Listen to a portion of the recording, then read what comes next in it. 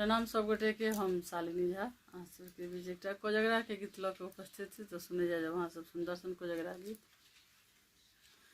बउआ के छियन कोजगरा है पूर्णिमा के रात में, बउआ के छियन कोजगरा है पूर्णिमा के रात में, बउआ के छियन कोजगरा है पूर्णिमा के रात में। कथी के जूता कथी के छाता, कथी के जूता कथी के छाता, कोने खराम चर चलता बउआ, कोने खराम चर चलता है, कौन खराम चर चलता है पूर्णिमा के रात में, कौन खराम चर चलता है पूर्णिमा के रात में। बउआ के छियन कोजगरा है पूर्णिमा के रात में, बउआ के छियन कोजगरा है पूर्णिमा के रात में।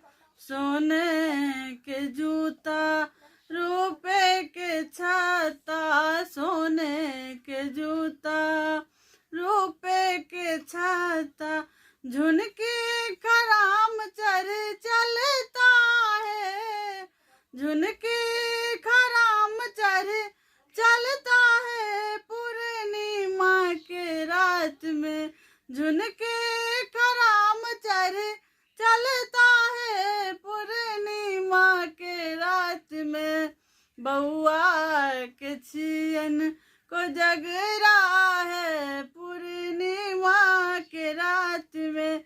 कथी के थारी कथी के कौरी, कथी के थारी कथी के कौरी, किनका संग खेलता पचीस है पूर्णिमा के रात में, किनका संग खेलता पचीस है पूर्णिमा के रात में। बउआ के छियन कोजगरा है पूर्णिमा के रात में।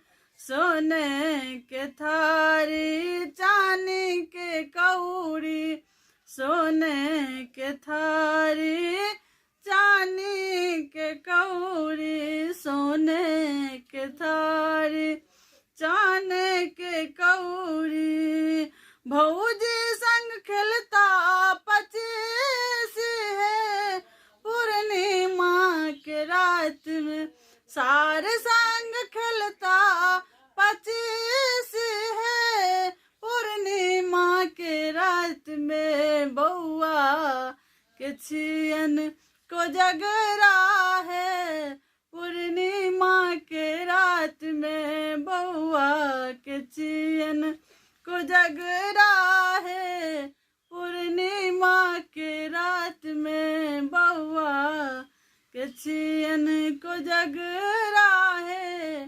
पूर्णिमा के रात में। धन्यवाद।